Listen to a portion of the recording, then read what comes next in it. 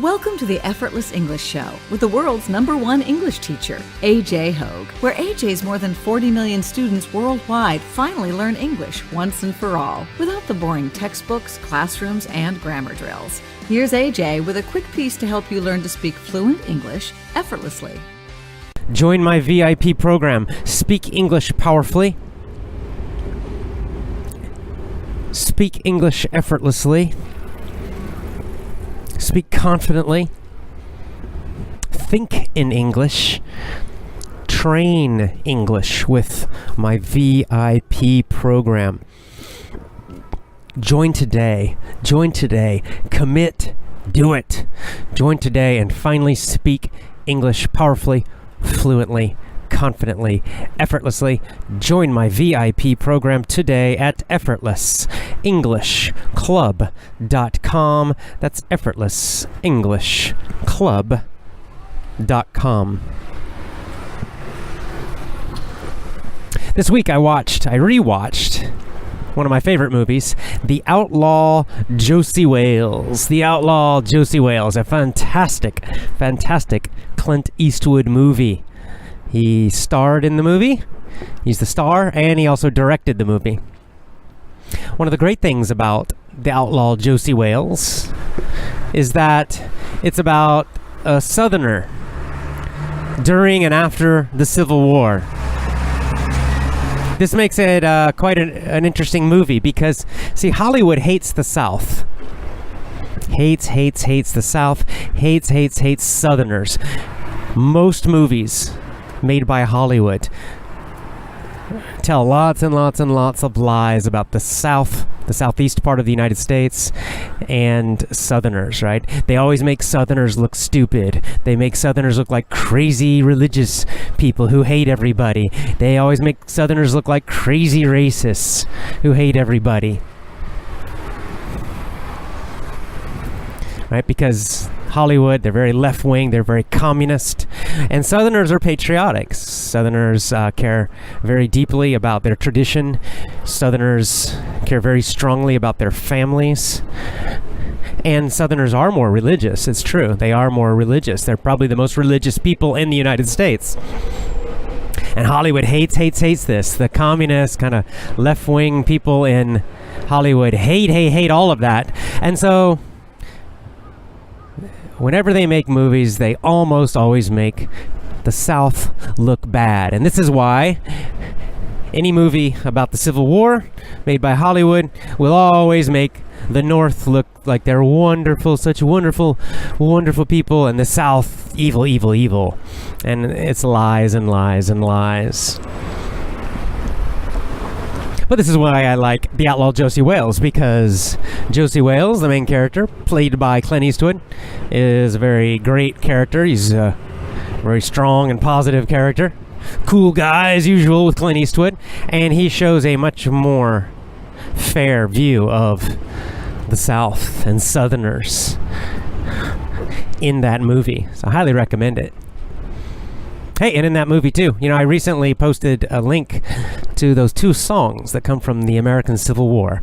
One's called the Battle Hymn of the Republic, which the music was used by both sides. It was popular on both sides, but it's most famous for the North. And they had a few different versions of the song, the words, but that was kind of their battle song, Battle Hymn of the Republic. And then for the South, Dixie. I wish I was in Dixie, hooray, hooray. That's also in the movie. You'll see. There's kind of a funny scene actually in the movie where you'll hear both of those songs. So anyway, I highly recommend that movie, The Outlaw Josie Wales. Someone on social media recently asked me to do a podcast, a show about the Civil War, the American Civil War. However, that is a big, huge topic. I mean, people write huge books about the Civil War.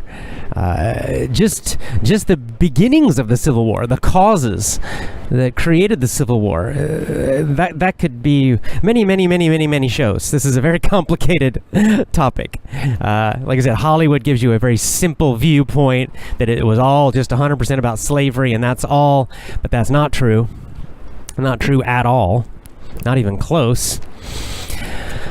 So to go into all the complicated reasons for it, and then of course the war itself, there were so many huge battles, and back and forth, and famous generals and famous heroes and fighters on both sides. It's pretty amazing, actually. It's quite fascinating and interesting part of American history, for sure. I've been thinking more about the American Civil War, perhaps because I feel like now that we're moving towards a second one. Yes, 1 second. Hey.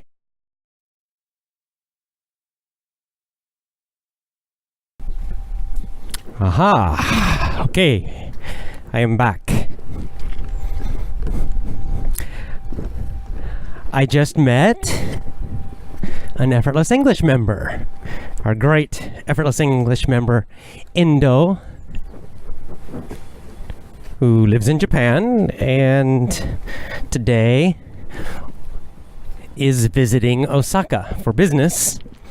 And we had an appointment to meet and have coffee together. So I was in the middle of recording today's show. Well, not the middle, at the beginning of recording today's show. And then he arrived at the coffee shop. So that's why I had to take a little break. We had a great time, really great to talk to Endo. He's fantastic. We have met before. We met the previous time I met Endo and his wife. So I just want to say thank you, Endo. Great meeting you again. Hope to meet you again soon in the future. And in general, I love meeting Effortless English members. So if you happen to visit someplace where I'm at, for example, Osaka, Japan, or sometimes I travel, and maybe I'll visit your city.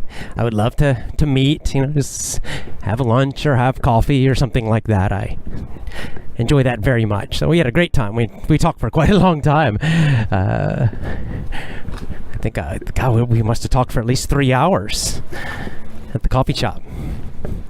Now I'm walking home, so I'll be doing a walk-in talk today. So you probably can hear that I'm walking. I'll be breathing a little more. Trying to remember what I was talking about at the beginning. I think it's Civil War, right? Anyway, I think the point I was talking about was that I've been thinking more about the Civil War, the original American Civil War between the North and the South. I've been thinking more about it recently, I think, because I have this feeling, you could call it an intuition, maybe, an instinct, an intuition. But I feel that the United States now has some similarities. The political situation in the United States has some similarities to the time before the American Civil War.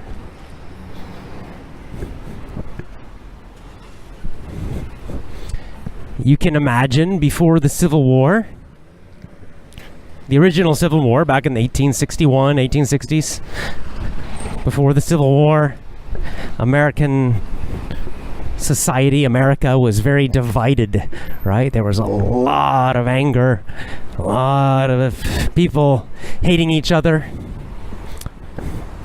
At that time, it was especially focused North against South. But not only that, because within the North, in the northern states, there were people, a good number of people, a lot of people, who really supported the Southern positions and the Southern ideas and culture and politics. And there were people in the South who supported the North. So it was quite mixed up. It was generally North against South, but it was very mixed up. Also, there were several border states at the time where, again, there was a huge mix. It was almost divided, almost 50-50 between people who supported the North and people who supported the South. And there was just this tremendous anger and arguments and increasing division within the society at that time. When you read about the news and the events of that time, let's say 10 years before the Civil War. And when I read about and see and visit modern America today, I feel and see a very similar anger, hatred, division, and it feels like America's moving towards some other kind of civil war. Like maybe 10 years from now, maybe 15 years from now, I don't know, maybe 2 years from now, but it feels like something is coming. America's very divided. Now this division is different. It's quite different than the original Civil War. So like I said, there's similarities. I think the anger, the hatred, Americans versus Americans, groups against groups, people against people within the country, that's what's similar. But the actual situation in the United States is very, very different than the original Civil War. The original Civil War, America was still basically the people were the same, right? Most of the people in the United States, most American citizens at that time in the 1860s, had the same cultural background, the same religion. Right? They mostly came from, they were descendants, their ancestors, their families came from Scotland and England, mostly those two countries, some Irish, but basically the British Islands, mostly. And yet, there were these very strong divisions. Today, it's a very different situation. Today, you have large groups of people in the United States who hate America. They are American, but they hate America. They hate the culture. They hate the history. And indeed, they hate the people. And some of them even hate themselves and hate their own families. They are anti-American in every way. Well, this is a very dangerous situation, as you can imagine. So in America, it's not North versus South now. What you find more is, for example, the cities versus the countryside. That's one of the common divisions. It's left against right, but the left and right are mixed up in every state. There's also a lot of racial differences because America is no longer racially unified. There are religious differences. It's all broken up, and some people say it's. Some people I've read, some writers, commenters have compared it more to the situation before the Spanish Civil War, which was less clear geographically, right? And not just north against south. It was kind of everybody mixed together. I don't know. I'm not an expert on the Spanish Civil War. I really don't know a lot about that history. But I think what everyone agrees on is that the situation in America is very dangerous. Very dangerous indeed. I would not be surprised if in the next 5, 10, 12 years we could see a good amount of violence and fighting. I don't know what it will be like, but I do know that this kind of situation is dangerous and not healthy, and it's impossible to have a unified country, impossible to have a nation that's when 30% or 40% hate the country, when 30 to 40% don't have loyalty to the country, have loyalty to some foreign country. It's very dangerous. Very dangerous indeed. We'll see what happens. Of course, it's my country, and I hope it will work out. I hope it will become a better situation. Hope the situation will calm down and improve, but I don't know.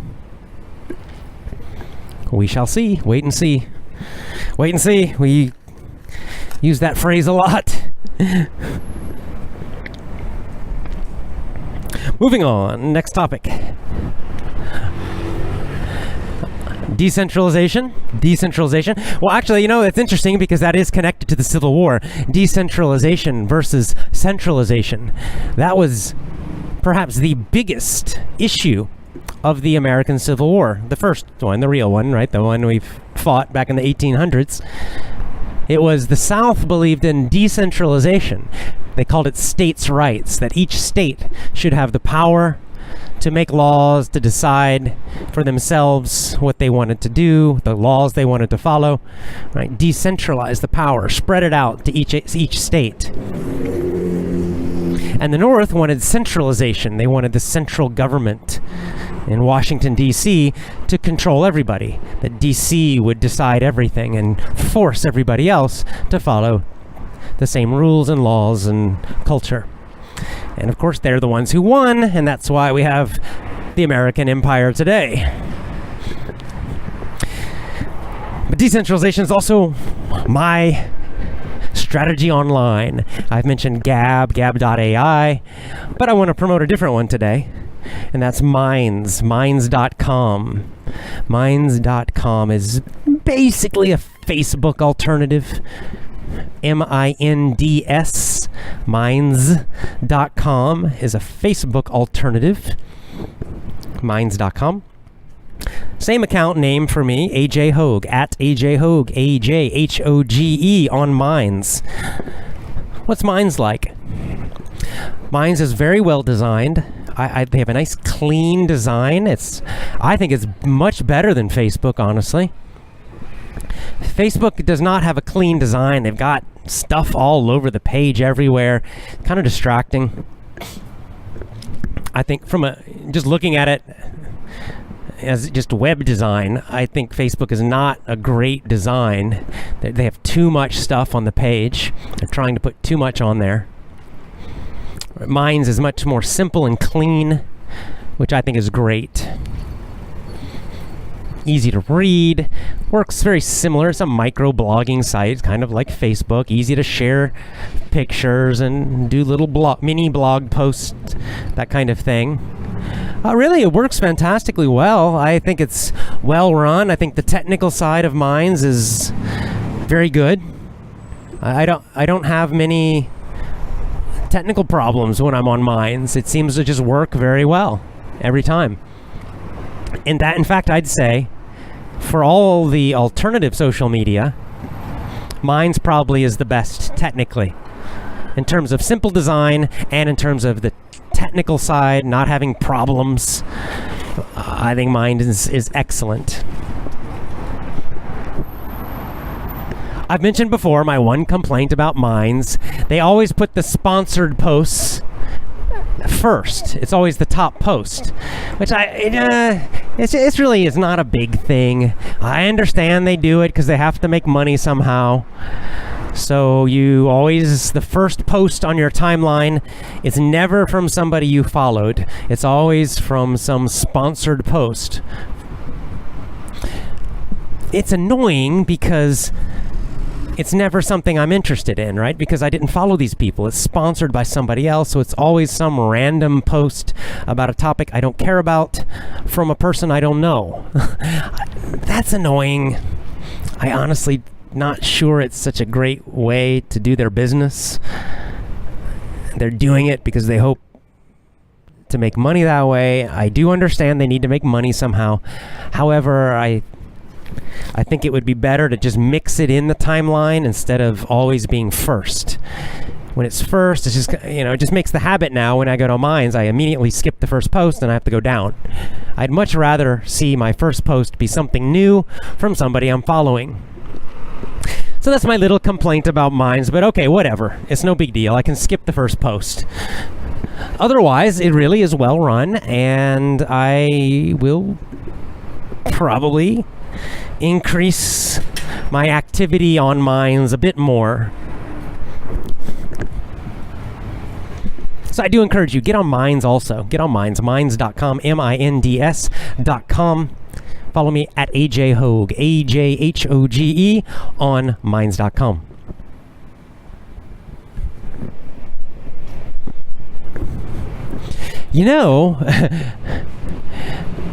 There's really just one thing, one function that keeps me on the big evil social media. There's really one thing I use it for now, and that's live video streaming. Live video streaming. That's the reason. I'll be honest, it's the only reason I'm on Facebook. Live video streaming. And it's the one thing that the alternative sites don't do well, not yet. I tried live video on Gab in the past. So many bugs, so many problems, just a disaster, really unusable. Oh, maybe I'll try again. It's been a while since I tried. Maybe I'll try again, see if it's improved or not, but my guess is maybe not. Mines, I don't think they have live video at all. None.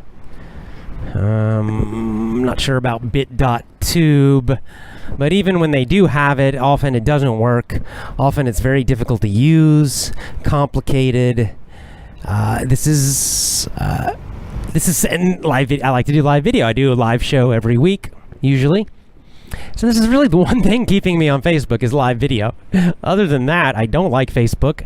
On my personal Facebook account, I have deleted a lot of pictures. I deleted all pictures of children, my niece, my nephew, any nieces or nephews or kids or anything like that. I deleted them all. I recommend don't put pictures of children on Facebook.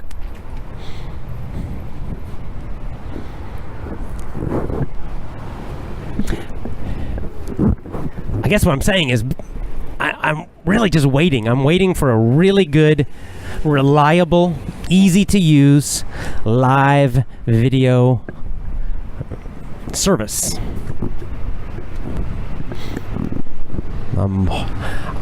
I imagine it's an expensive thing to do. I imagine it's hard to make money from it for these companies, and that's why we don't have a good alternative yet. Facebook makes a lot of money from investors. YouTube, we know, loses money, but they don't care because they're making huge amounts of money from Google and investors and other sources. So I don't know. I hope we'll get a nice live streaming video service that's an alternative to these big companies, and I will certainly try it. If it happens, if you know about one, a good, easy to use, reliable, quality video, live video streaming service or site, please tell me. Please tell me. I'll be happy to try it. Tell me on Gab, tell me on Minds, tell me on Twitter. It'll happen. We just got to be patient with these things.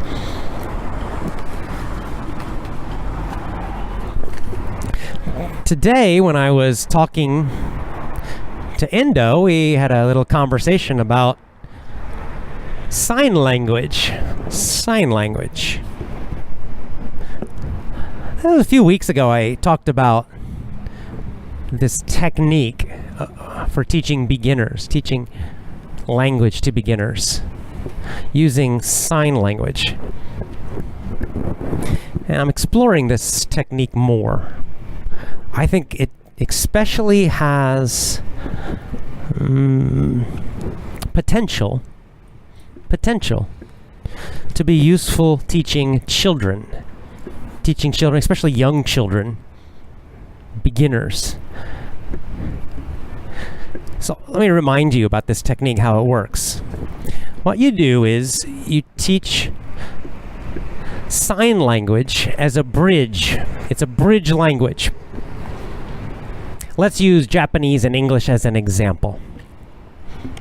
Okay, so imagine I have a child. And my native language is English, so I speak English to my child, my young child. Just normally, naturally, as I always would. But I do something a little extra. While I speak to my child, I use sign language also. You can use any sign language, honestly, it doesn't matter. I use American Sign Language because I'm American. So I use American Sign Language. So, for example, I say, "Are you hungry? Are you hungry?" And when I say, "Are you hungry?" to my child normally, I also do the signs with my hands. "Are you hungry? Are you hungry?" I'm saying it in English just normally and doing the signs at the same time.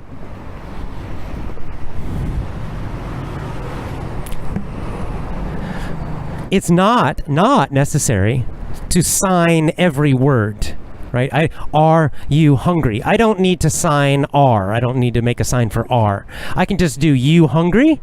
with a question, right? The kind of key important vocab words. It's good enough. Good enough.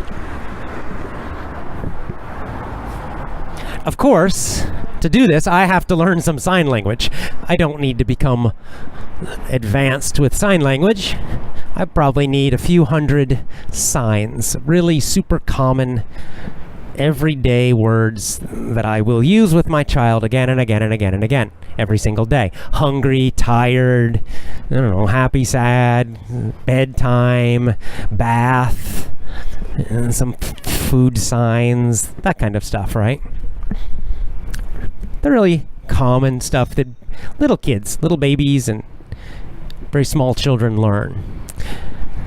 So this is the process. I just do this for months. For months, I speak English to my child normally, communicating with my child normally, and I do a little extra. As I do this, I also do the signs with my hands.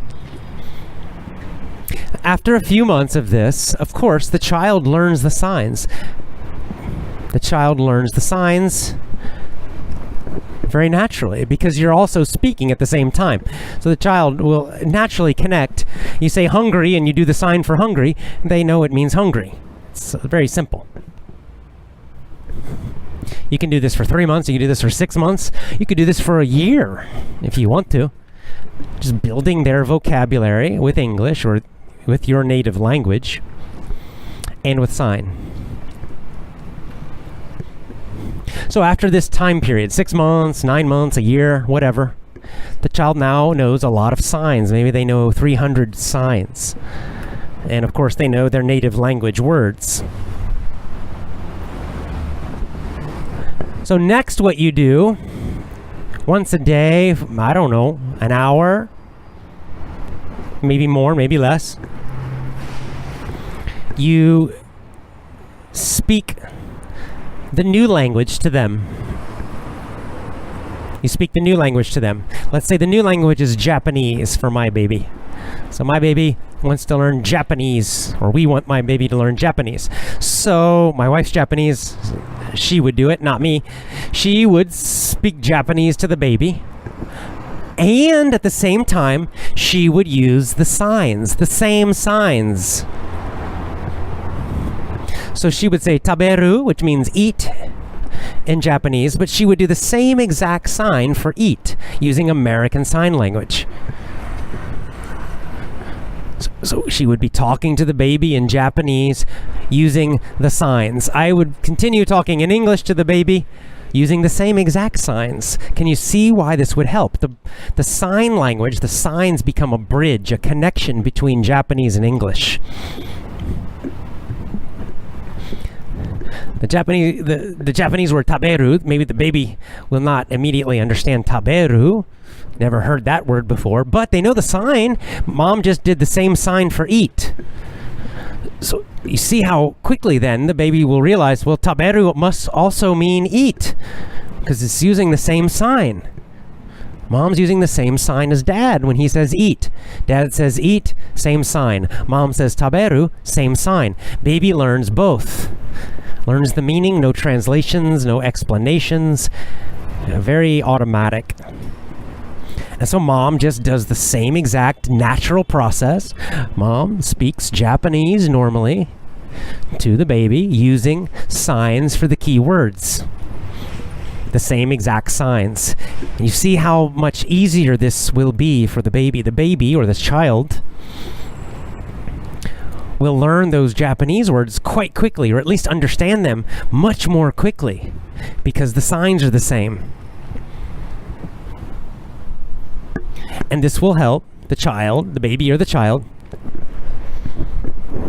get a nice core, right? A nice fundamental collection of important words, everyday words: eat, drink, sleep, hungry, all these words that you constantly use with kids. They'll learn them. They'll know them in English. They'll know them in the sign, and then the new language, in our example, Japanese.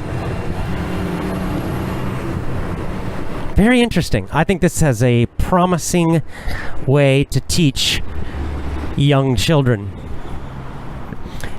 As you might guess, this is a way you could teach your own children. You speak your own language, of course, your native language, and you also speak English. You could do this yourself with your children. You just need to learn some signs. Again, you don't need thousands of signs, a few hundred signs. You can use any sign language. There's American Sign Language. I think different countries have different sign language. Doesn't really matter. You can even make your own signs, okay? Just be consistent. Use the same signs for the same meaning every time. That's the important part. So you do the same thing. You speak your language to your child like normal, just normally, as you always do, and just start using more and more and more signs. You can do this gradually. You can just, you learn 3 signs, start using them as you speak. And then as you learn more signs, use them as you speak, until you're using lots of them and your child is learning the signs very easily. Your child may even start to use the signs when talking to you, which is great. Just do that for a while, and then when you think you're ready, when you think your child's ready, start doing your English time. You can play games, you can sing songs, you can just talk normally about everyday stuff. You can ask them to do things, just normal life stuff, but you use a sign and you use English instead. You can call it English playtime, whatever you want. It doesn't matter. You just do it every day. Consistency. Even 10 minutes a day is better than nothing. Every single day. Consistency. And again, your child will learn the English so much faster because they already know the signs. They already know the meaning. They can easily guess the meaning of the English because of the sign.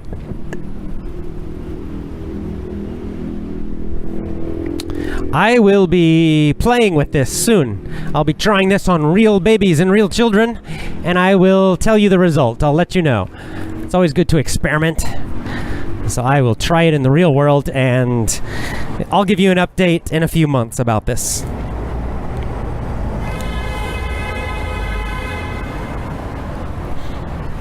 Of course, you want to improve your English. You want to speak at an advanced level, speak English fluently, powerfully, confidently, think in English.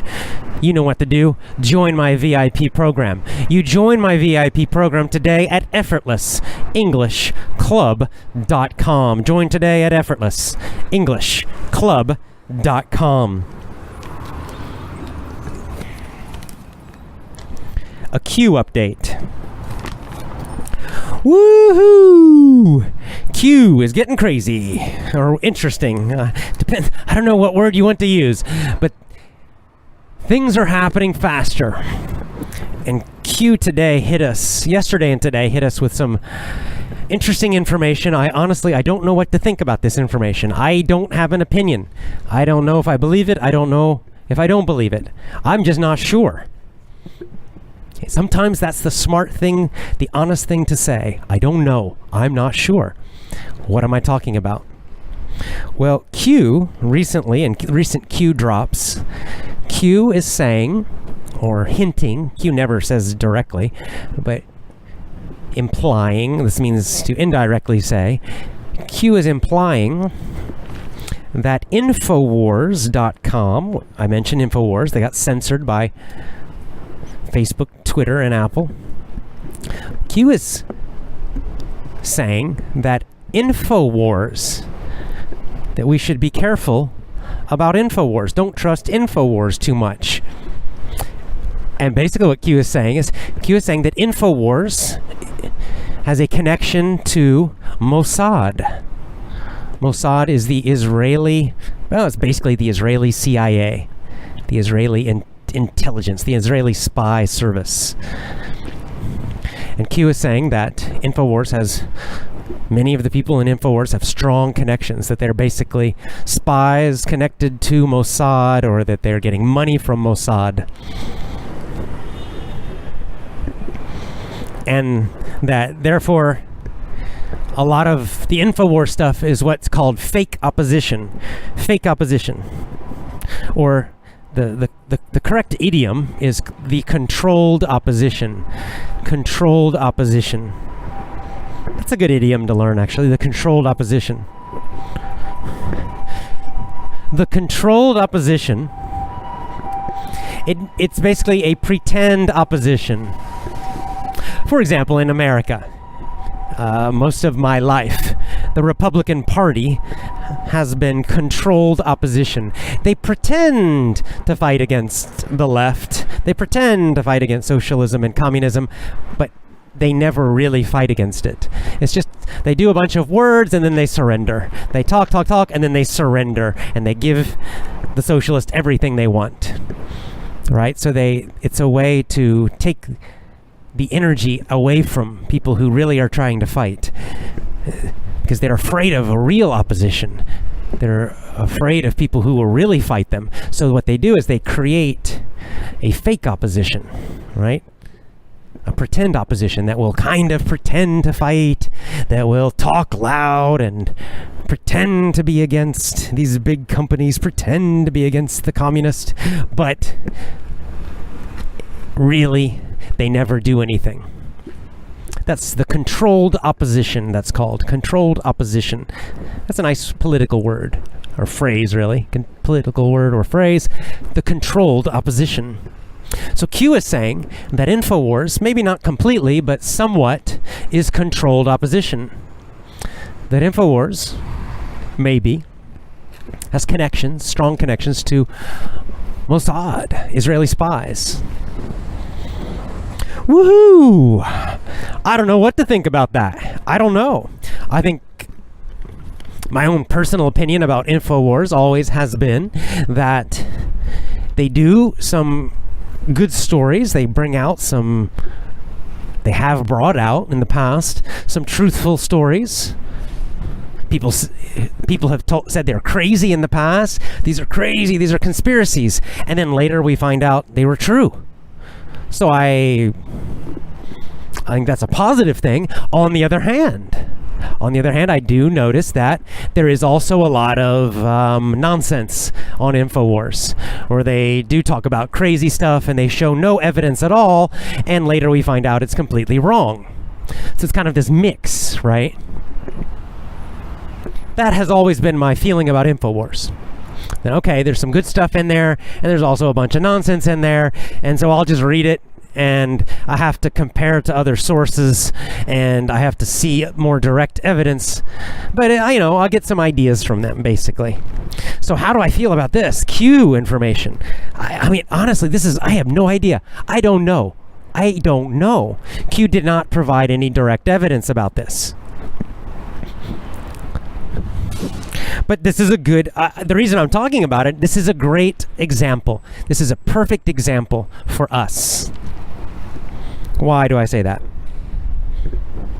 Because number one, this shows why multiple independent sources of information are important. Multiple, meaning many.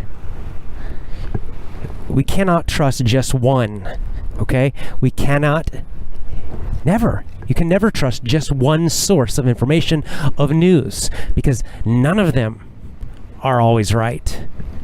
And it's possible any one source could be wrong. It's also possible any one source could be corrupt. It's very difficult for us to know, right? We don't know these people directly. We don't know what's really happening.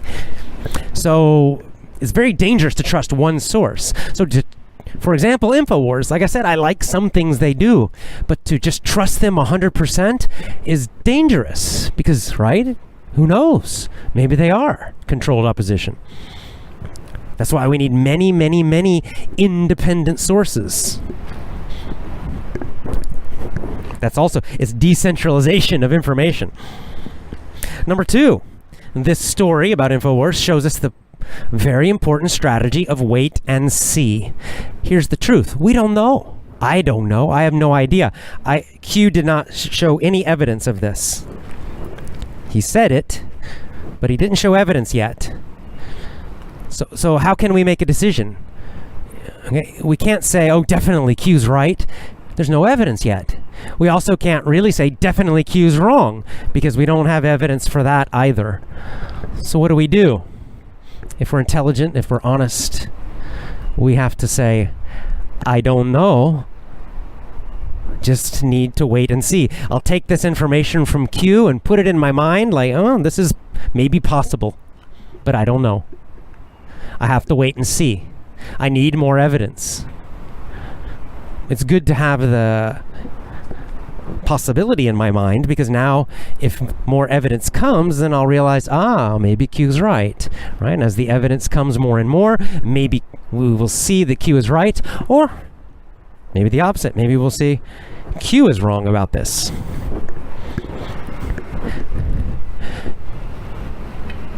My point is that wait and see is a very good and honest thing to say. Also the phrase, I don't know.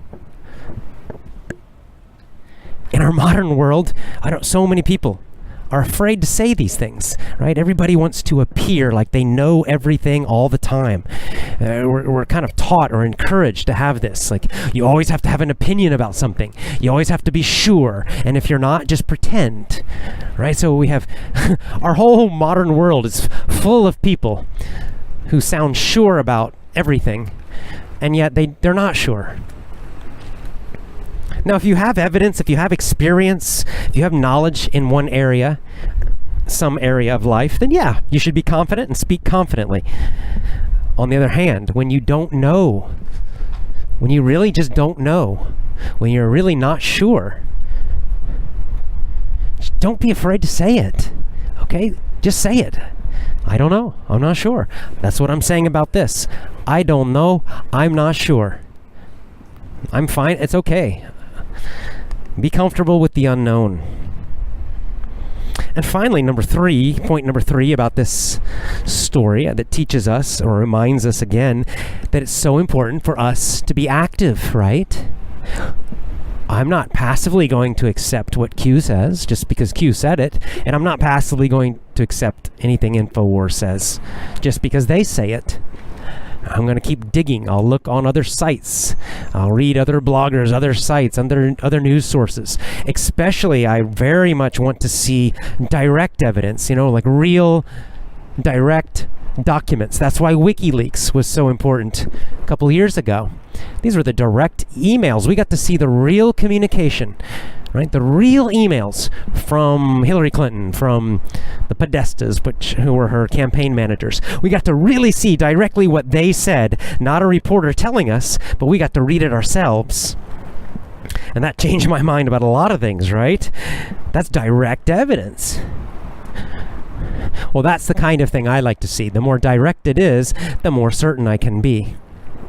So this is the important thing. We got to keep reading. We got to keep digging. Got to be active. We say we don't know. We say wait and see. And then we just keep learning, keep looking, keep digging. Keep trying to find that extra evidence as much as we can.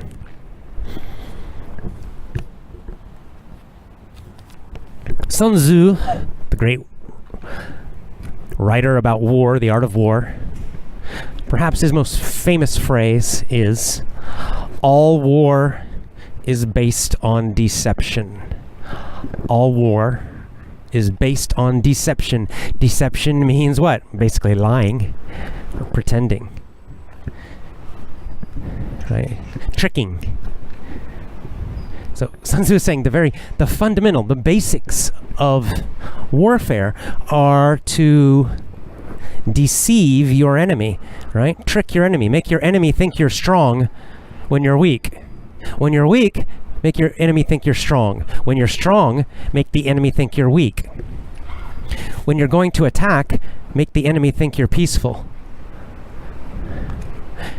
If you're afraid or peaceful, make the enemy think you're going to attack. Right? If you're resting, make the enemy think you're going to move. If you're going to move, make the enemy think you're resting. right? It's deceiving. You always want to confuse the enemy. That is the basis, right? The starting point, the fundamental strategy of all warfare. Well, that is what Sun Tzu taught us thousands of years ago. Nothing has changed. Nothing has changed. And what you must realize is we are now in an information war.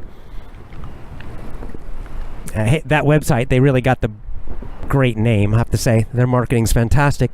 InfoWars is such a great name.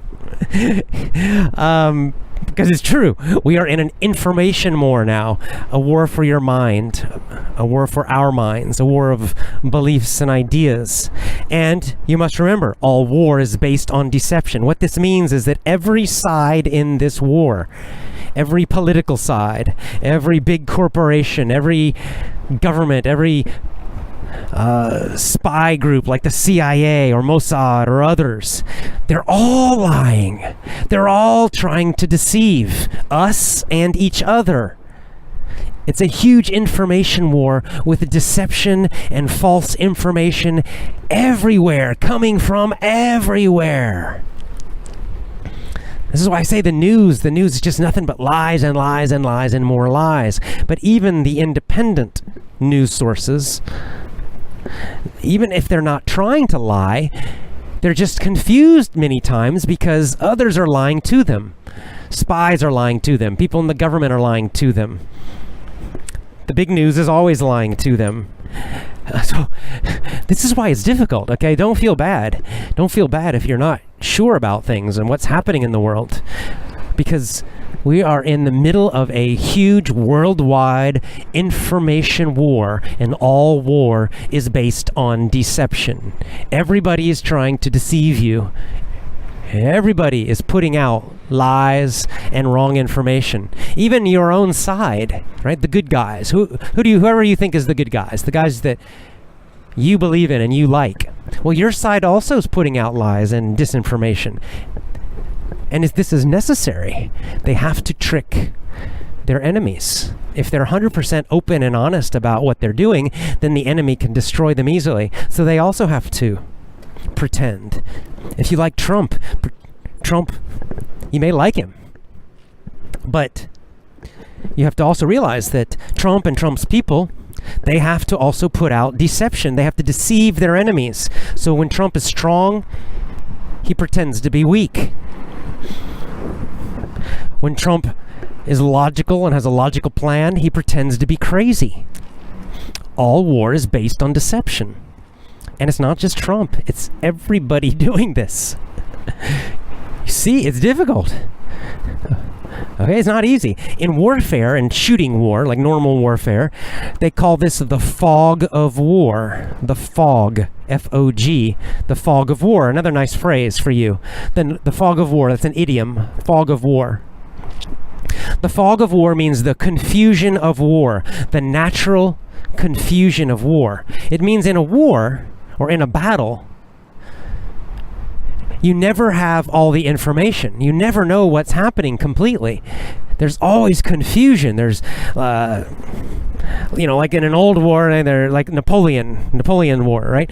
They're shooting. There's gunfire. There's clouds of smoke.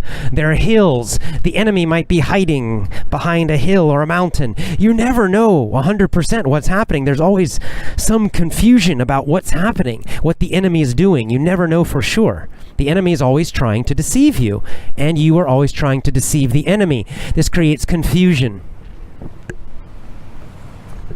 And, same in World War II, and it's the same today.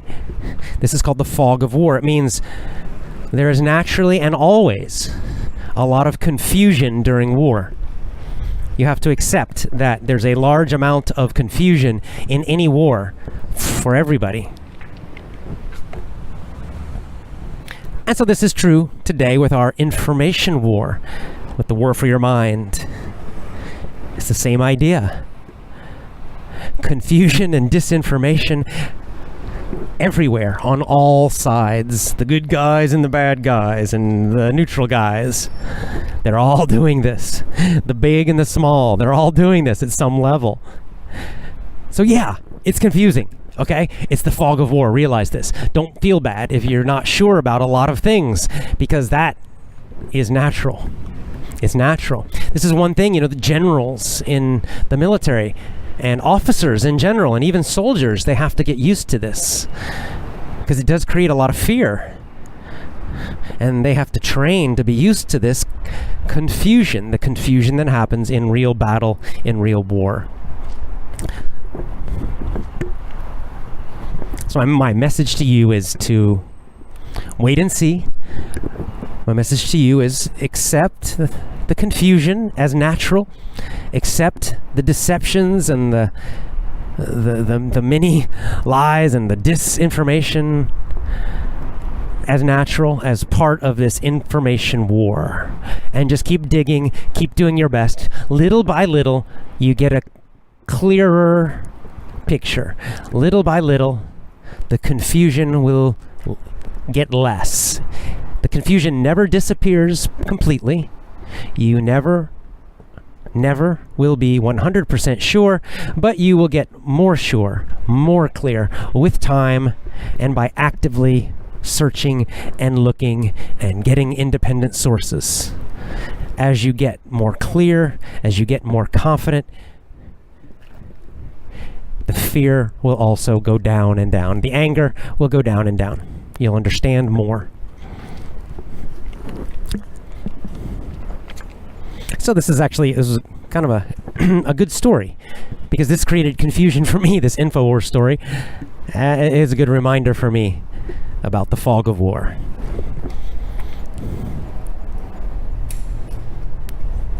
Perhaps we should remember what the X-Files said. Remember Agent Mulder? Did you guys watch that TV show? I love that TV show. It came out in the 90s. But the main character, he always said, "The truth is out there. The truth is out there. We just have to dig and find it. We got to search and find it, but the truth is out there." Okay, I'm going to walk home. It's a nice early fall evening, cool, a little bit of a breeze. Really a great time for a walk. Hope you're doing well. Have a great day, and remember, the truth is out there. Lots of love to you. As always, join my VIP program. Join today. Train English with me at effortlessenglishclub.com. Effortlessenglishclub.com.